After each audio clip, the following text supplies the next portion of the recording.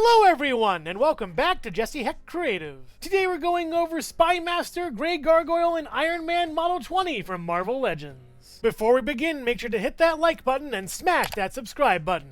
Now let's get to it. Spymaster has an interesting head sculpt similar to Blizzard, yet it's kind of too busy and not busy enough at the same time. Not a big fan of these weird tears falling down his face, and the symbol is painted really badly. The paint isn't really that great on this figure, all in all. It's just a shame. You just swivel over here, as well as up and down pretty much, and then you pivot. It's just alright. Aside from the logo and the S, the paint isn't really that great. It isn't really that great on here anyways. It's coming out of the lines and whatnot. The body is the Bucky Cap body we've seen a million times before. Articulation is basically bare bones and pin tech. It's one of those figures you just throw into a wave when you don't have a figure you really want to put in there. Give us some better figures in waves, please. That'd be great. This is even really hollow and very stupid and just not really working too great. It's fine, but not as good as I expected. And the legs are yellow and blue. What else is new? They're fine, I guess. And this is dumb. They go out this far and in, up this far, pretty good, and back just okay on that. All the way back over here, that's fine, I guess. You just swivel up here, swivel down here, down, up, pivot, peg holes, yawnity, yawn. And these are really like they're coming off. It's weird. Other than that, it's just a bland, boring figure that we've seen the same mold. It's not even a good mold. He comes with a red pistol that's really weird and doesn't really fit too well in his hand. I don't know. I'm just really bored with this. Looks like a small Star Wars ship, honestly. Like micro scale. It's a cool weapon, but really boring, especially for this guy who's extra boring. I'm kind of conflicted with Grey Gargoyle. On one hand, the plastic he's made of looks very translucent. On the other hand, it looks really good. I'm loving the speckles everywhere of the kind of gargoyle-y stone look. That's just amazing. The cape is really great too. Not a fan of the weird suspender look on that, but the face is pretty nice as well. You can see that, yeah, he's French. They gave him these thin mustache thing, as well as the domino mask over there. And it's just the smile, the eyes. It's so well done. You just swivel over here as well as up and down, working out really well. A great pivot. It's a wonderful head sculpt and really cheesy and corny. They leaned really hard into it, and it shows. Awesome. The body sculpt is awesome. I really love it. The texturing is so nice on this with all the speckles everywhere, and the cape is beautiful. I love how it looks. It's a little translucent. Be careful if you're going to pull it out. It's a really hard time getting it back in. Not a fan of the suspender look over here. The gloves are weird too. The articulation is nice though, going up and down and all the way around pretty much without ruining the cape. It's fine. You just swivel over here, a little bit tight, and then up this far, pretty nice. I don't even notice these pins. That's how good this figure is. You just swivel over here, up and down over there, and then down. You also get back this far, forward this far. The belt's a little bit floaty. You get a swivel over here, and this is just an awesome paint sculpt. Everything with this figure is really cool. I love it. Oh, cool. This hand's good too. I like it. The legs have these weird webbed feet. I don't know what's going on with that, but I love the texturing on this. Is so nice. Out this far and in, up this far, really far, and back pretty okay. All the way back is pretty good pin between that. It's fine. Get some swivel over here, swivel down here, down, and then up, and then pivot. Two big goes up on the feet, spiky toes, and striped paint really well. They went all out on this figure. I love it. Grey Gargoyle is just wonderful. Here are Spymaster and Grey Gargoyle standing next to Extremis Iron Man, looking really nice over here. They're pretty much scaled up together, with Spymaster standing at about 6¼ inches tall, and Grey Gargoyle standing at about 6¼ inches tall also. They look nice. And here's Spymaster and Grey Gargoyle standing next to Jesse Hecht Creative.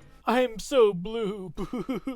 Oh wait, no, that's you guys. And here is the box for the Iron Man Model 20, looking really cool. Very sleek, very new, very chic, very cool. You have logos over here, Iron Man over here, all the accessories in there, and on the back, more accessories right over here, as well as the bio with Stark Tech wreaking havoc in the wrong hands. Iron Man dons a new high-tech suit designed to fight the evils of the world. All the legalese down here, more logos up there. Now let's take a look at Iron Man. If you have a retro card, you must rip it. If you gotta rip the box, you must rip it. You gotta rip it. You gotta rip it good. Rip it, rip it, rip it. It's a parody song we're doing. Oh, rip it, push it, pull it. We're gonna push all these accessories out of the box. Oh yeah, let's do it. I can't get this hand out. It's really tough. It's gonna really get really mad. Oh, I got it. We're done. We're all good. And figure.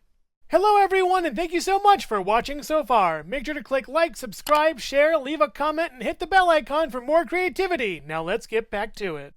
Most of my love for an Iron Man sculpt comes down to how much I like the head. I'm not a big fan of this one. It looks kind of weird. Reminds me of the Gamerverse one, kind of alien looking, really weird. The eyes are really cool though, I like them, but the mouth's kind of downturned and weird and just strange to me. The ear covers are pretty cool, at least. We do get a swivel over here, then up this far, down this far, and a little bit of pivot, not that much. It's an alright head sculpt. The body really frustrates me. In the package it was off center. I gotta keep moving it on center, but it keeps going off over here. That's a shame. A lot of nice sculpture detail here though. It's pretty neat looking. The gold's nice. The red's pretty cool. These fins are really big. I don't know if I like them or not. They're interesting to say the least. The shoulder pads that can move a little bit and are pretty cool, and the colors are nice, if a little bit different between arms as well as body. We do get a swivel over here, up and down, side to side a little bit. Not really that much. We get up pretty far and down with that. We go all the way around with this over here. The swivel up there, double jointed elbow. It's pinless by the way over here, looking nice. You can go down over there, swivel, and then up and down for this one, and then you can go swivel and then up and down for this one. It's pretty okay and works out pretty well with articulation at least. He also has butterfly joints that don't really work that well. I don't really see it working too well for this figure in that regard. And the legs are gold up top with some more gold on the insides back. Looks really nice over here. I don't know. I don't like the boots that much. There could be some more gold over here, I guess. Out this far. Really nice on that. That's great. In this far. Up, not really that far. And back, not really that far either. Up is pretty okay on this with that, and down. A swivel up here. A swivel down there at the boot, and then down, and then up.